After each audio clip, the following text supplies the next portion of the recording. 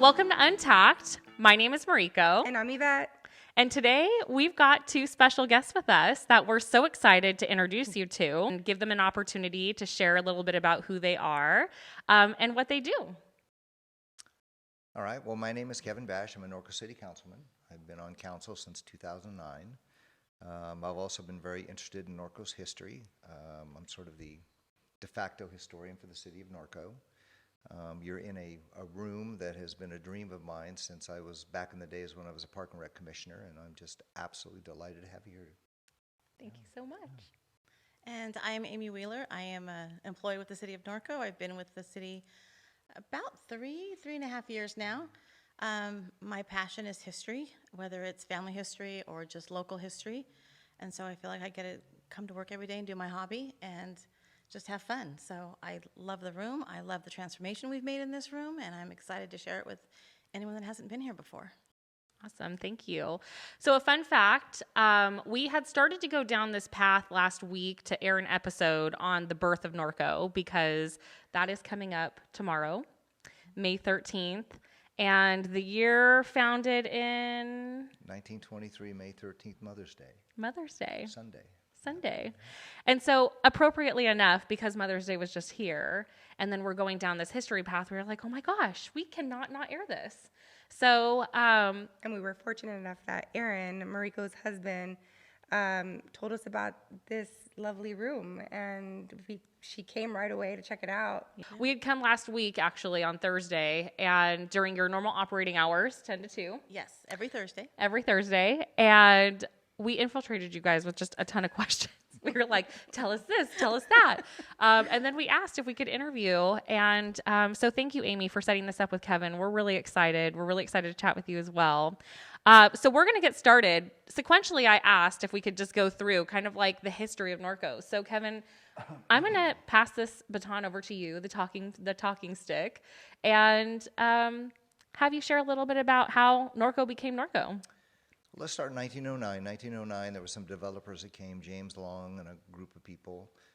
They decided that they were going to try to replicate the citrus market in Corona. Corona was the lemon capital of the nation. And they began to lay out streets, and they tried to go cheap. The problem was, if you grew a tree, it was either killed by the frost, because our elevation was just a little bit different, or it was knocked down by the Santa Ana winds. And so the first people that bought, it was called Citrus Belt. First people that bought, they did not do very well. But they began to develop something that was known then as the spirit of the people north of Corona. And so they went through some name changes, Corona Farms. It was never part of Corona. It was a county. But they kind of always thought of this area as sort of an agricultural suburb, an unsuccessful one. And then in 1919, they had a big naming. It still wasn't very successful. They'd bring people in from Los Angeles, and they'd tell them, hey, you can, do very well. Changed the name to Orchard Heights in 1919. In 1920, Rex Clark, who had married Grace Scripps, who was part of the Scripps publishing dynasty,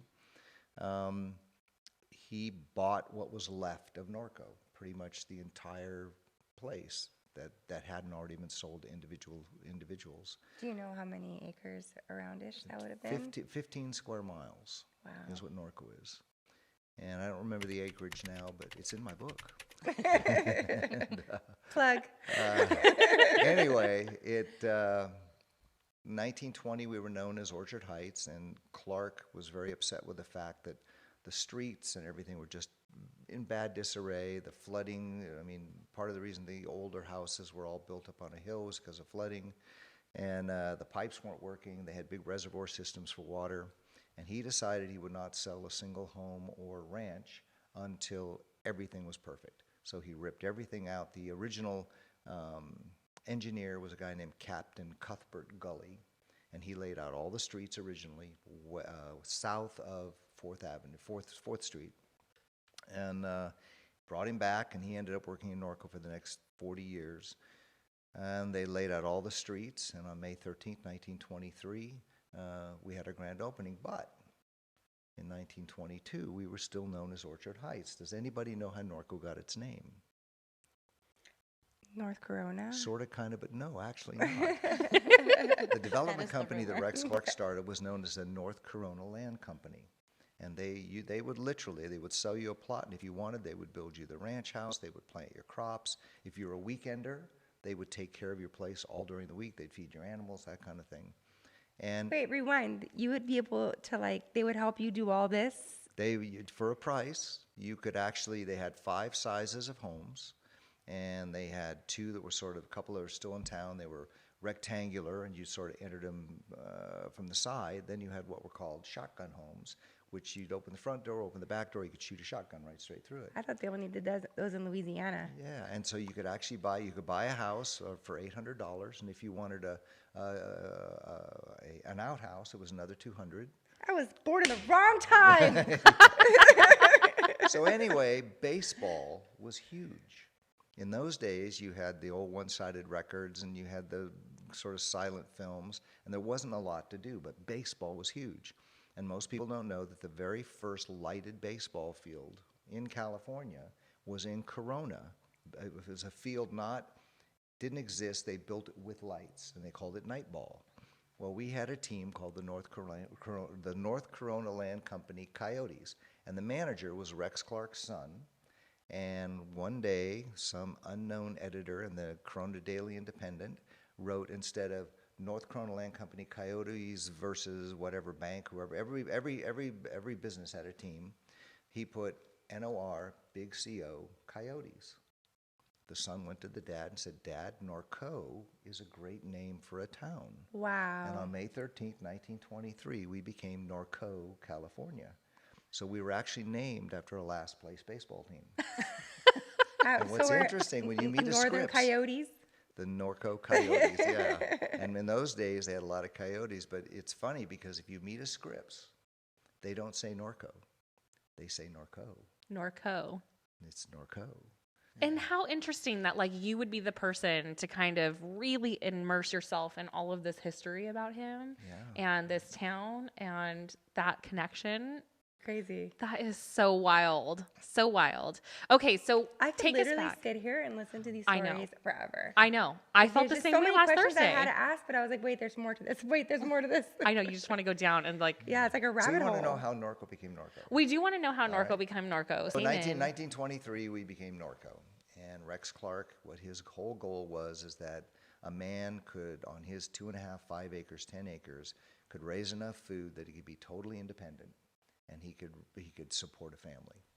Well, it was very difficult because, again, the Santa Ana winds, the flooding, the frosts, but he realized the day actually we opened that the real future in Norco was chickens. Now, we did have successful seasonal stuff. We had grapes, we did potatoes, you grew fruit that would not be during the wind season, and so you're able to do that. But we became very quickly, after, by the way, becoming the lettuce capital of California for a little while, we became the chicken capital of California. We actually had a guy the first pioneer of free-range chickens. And so they began to sell chicken farms, and Norco just was this up-and-coming community. Everybody was looking at it. We became a township, which is just one level above just being just a regular county sort of thing. And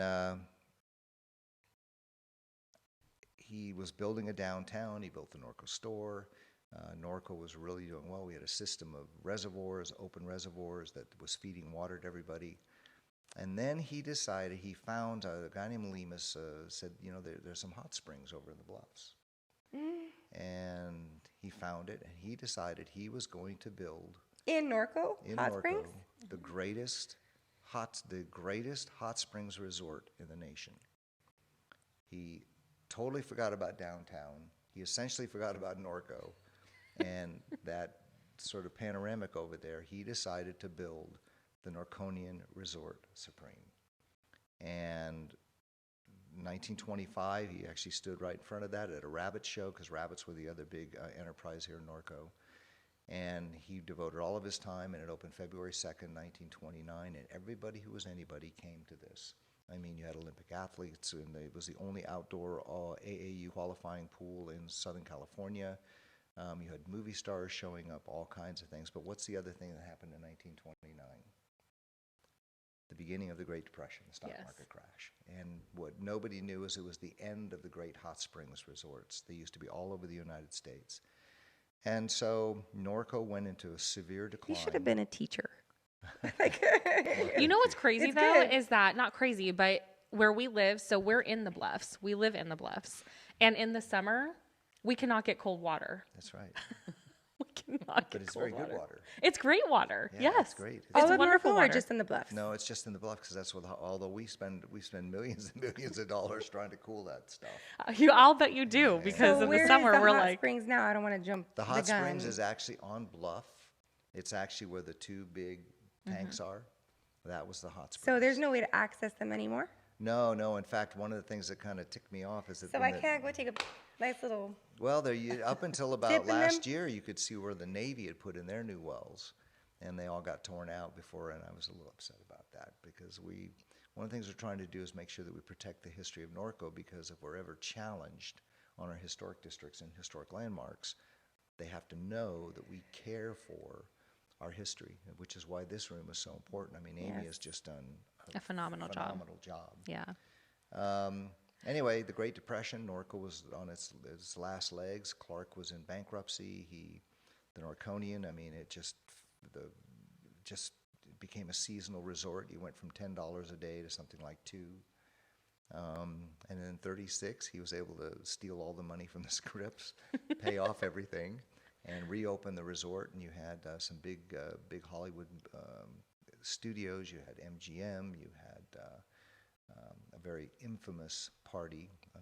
The Disney studios came here to celebrate the opening of the Seven Dwarfs, and that was supposed to be just a really raunchy, famous debauchery thing. I mean, supposedly Walt Disney walked in and saw somebody naked on a horse coming down the center of the Norconian inside and turned around and left, but I have seen video, and he actually stayed, drank, smoked, and I mean, it was quite a party. Oh, that's And it was great. funny because there were a few people left when I first heard about this, and I would interview them, and they would not rat anybody out.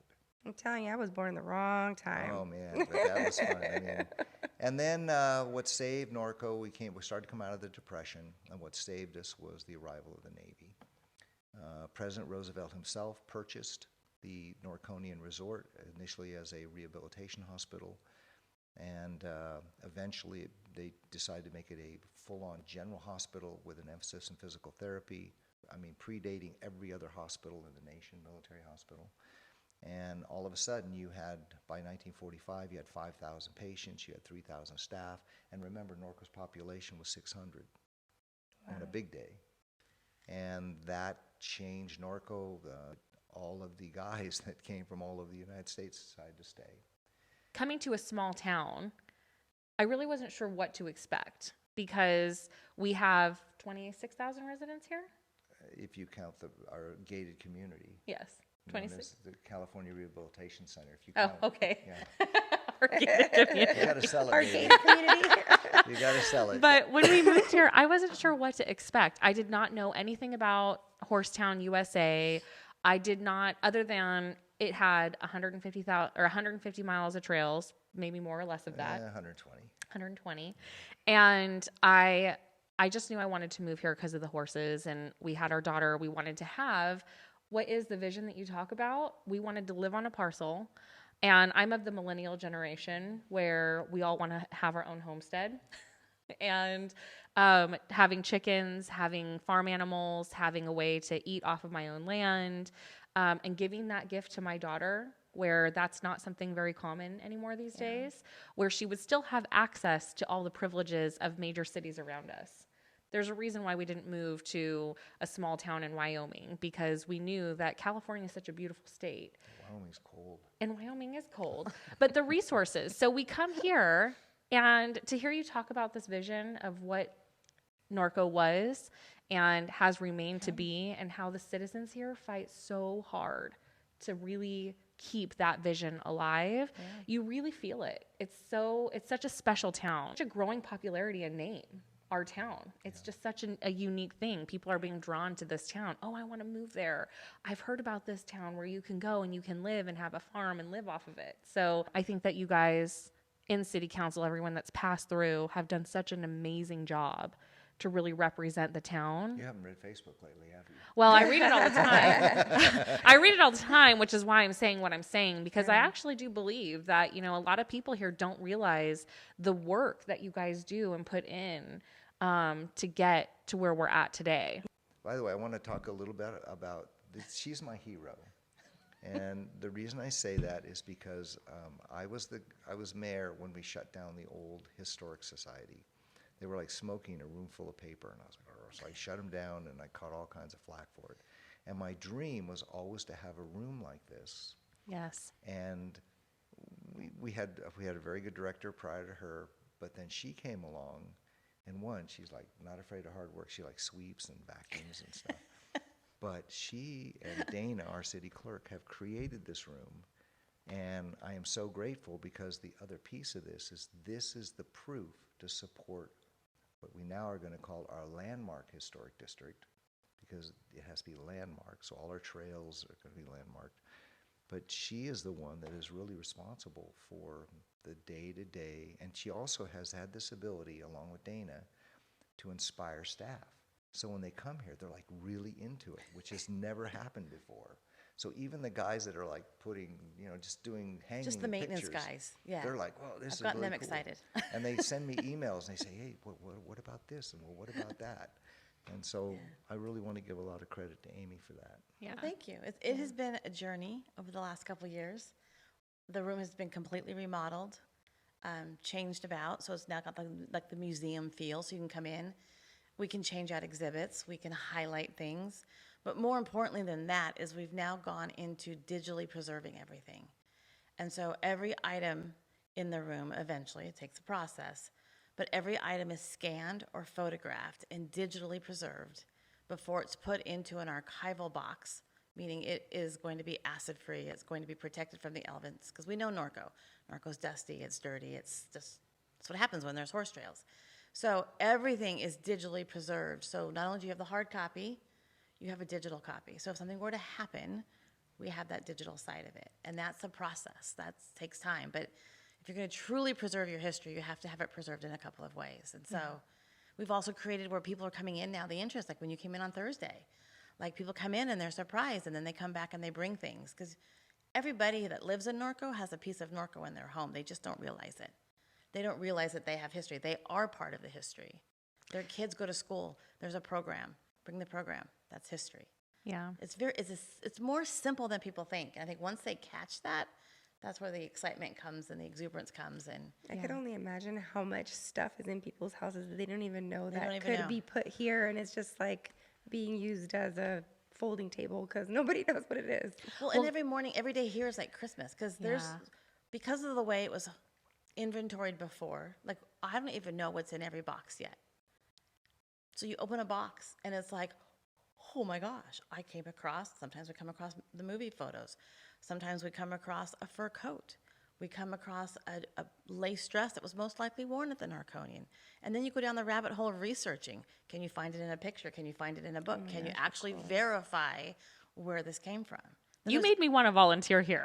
I know. I was thinking the same thing. That is the goal. That is the goal. Well, I went to a yard sale last weekend, and I found this, it was just like this wood piece, old wood piece with this metal wrapped around it with like a metal circles.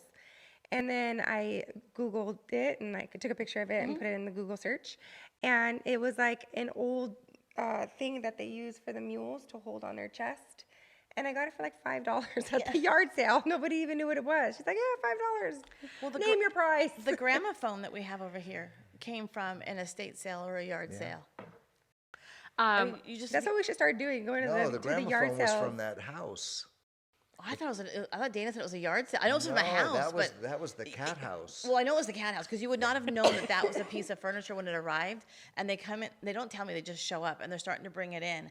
And it's fuzzy and it's matted and it's gross. And I'm like, stop, that can't come in. You should have seen the house. I didn't want to.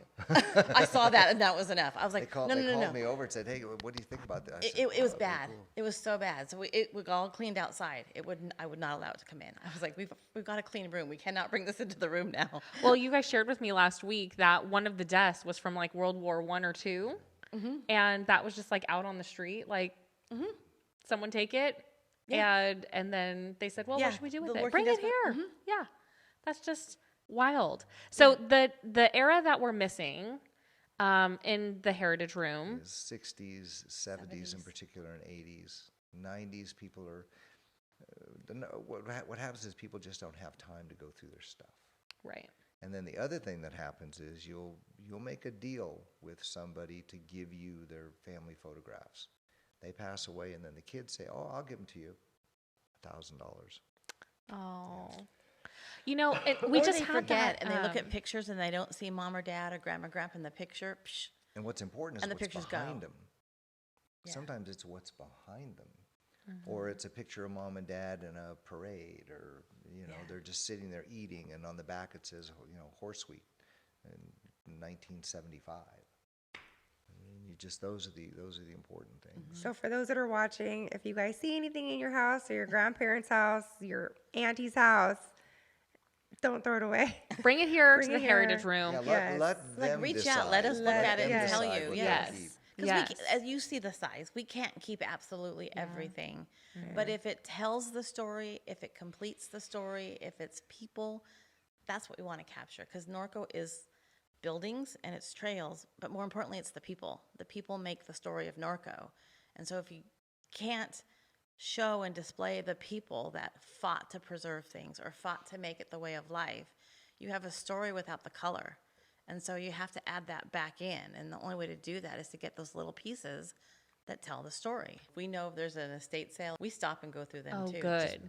I'm We glad. can't see all of them because Well, you know you're what's not aware of interesting is- everything, but yeah. The Historical Society was really, there was a woman who was, we used to have an official Norco historian.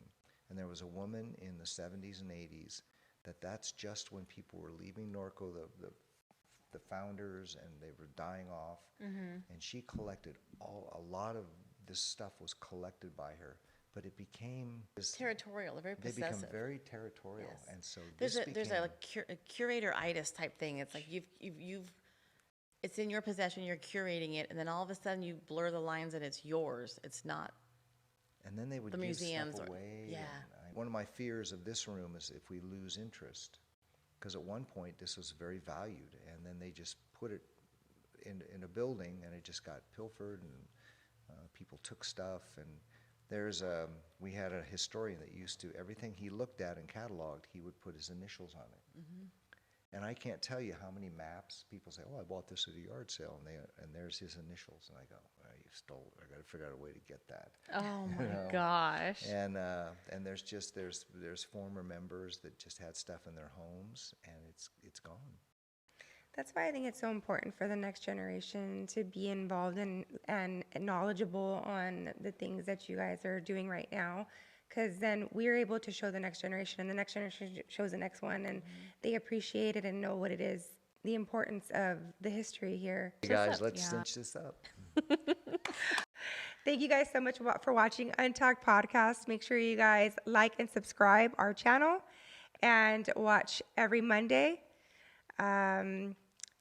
Let's keep it sassy, classy, and a little bit badassy. Thank you guys so much for joining us today. Great. Kevin Bash, I was wanting to see if you would do one thing for us. What's that? If you were to wrap it up by saying, "Let's cinch this up." I want you to say it now. Just let's cinch it up. Go ahead and give them a little intro on how you do it. That's all you have to say. Let's just cinch this Okay, up. guys, let's all right, cinch this guys, up. we're gonna Okay, cinch this guys, up. let's cinch this up.